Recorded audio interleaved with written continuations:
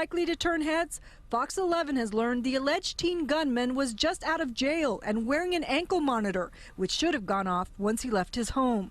Court's going to go on the record, call the matter of People versus Chantel Trone. Also in custody, Freddie Trone's 38-year-old wife, Chantel, who choked back tears during her arraignment in Compton. Police have not said her involvement, but she pled not guilty to charges of being an accessory after the fact.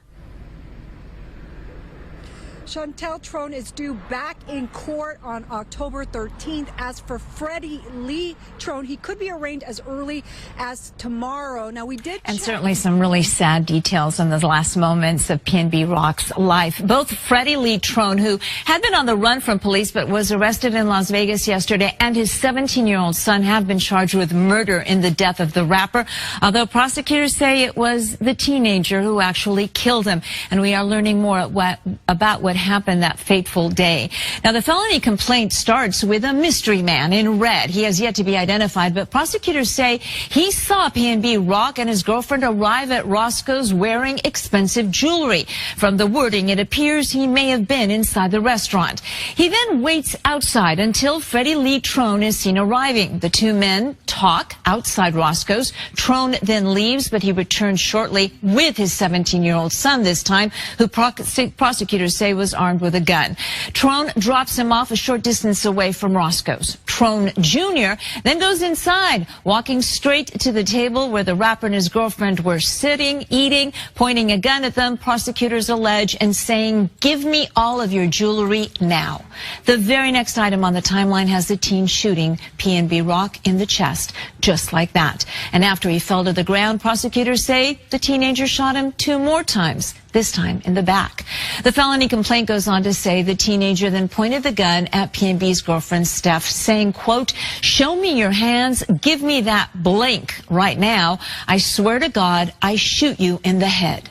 The teen then robbed her, took her jewelry, and the complaint says that as the rapper lay dying on the floor of the restaurant, the teenager robbed him too, taking his chains and watch and pulling his rings off of his fingers. Now, the timeline in the complaint ends with the father driving back to Roscoe's to pick up his son, and then they went home. But prosecutors say they parked blocks away, and as they walked, the teenager got rid of his shoes and his shirt. There is no mention of that social media post from Pnb's girlfriend that tagged them eating at Roscoe, although police say they're still investigating. As for the man in red, well, they're looking for him too. Yo, yo, yo, it's Big Ant the Spokesman, man. We back, another edition of Urban Politicians TV, UPTV. Make sure you stay on your pivot at all times, man. First and foremost, once again, I want to send prayers, uplifting spirits, and healing energy to the entire family of Pnb Rock, both his daughters, the mothers of his daughters, everybody close to him who going through it right now, and especially the one that was right there with him. She got to live with that traumatic experience forever. Seeing him gunned down, right there, shot in his back like he wasn't nothing, on the ground, suffering, bleeding everywhere. And now from the felony report, we know that she was robbed also in that moment. And on the video, when they wheeling him out on the stretcher to the ambulance, she's right there going through it. It's for a glimpse of a second you can see that. She got to wake up with that every day for the rest of her life, my nigga. Every time she look at her daughter, she knows, hey, man, I saw your dad get killed right in front of me. That's some tough things to go through, and then to have to open up your phone every day and the internet blaming you, that's some, yeah.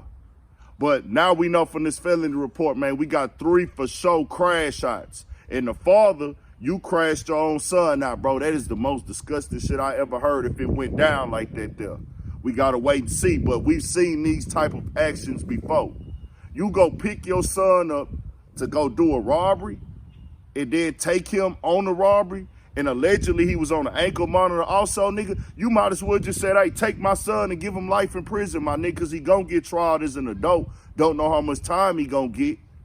But come on now. Now you done involved your lady. She in the courtroom crying. She gonna have to do some time now too.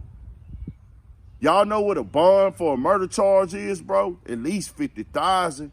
Just to get your time knocked down a little bit. And if y'all taking change, y'all ain't got $50,000 on no bond. Now y'all got 3 bonds to try to come up with. My nigga, y'all are fried. This is the most idiotic thing I've ever seen, bro, with this shit, dog.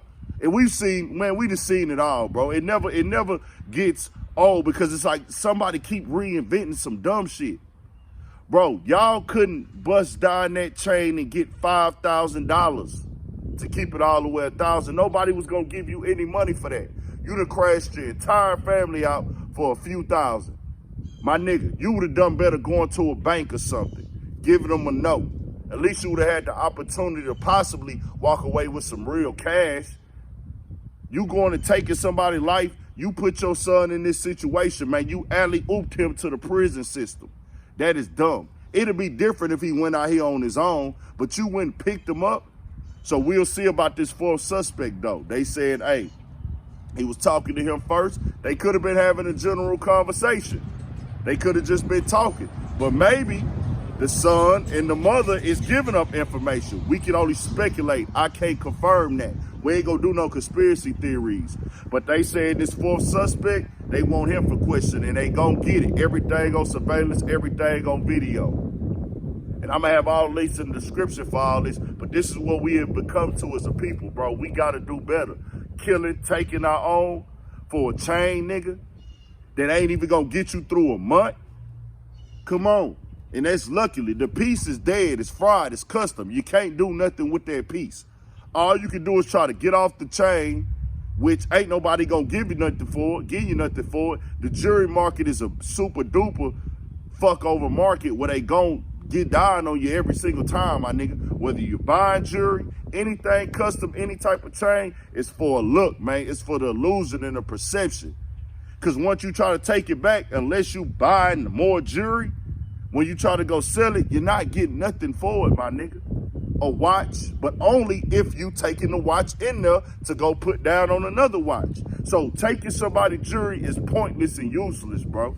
Just keeping it 1,000, it ain't worth the prison time unless you the type of nigga that's satisfied with a couple $1,000s in your pocket. If that's worth you going to life for prison over and getting your whole family crashed out, do your thing. But that shit is lame.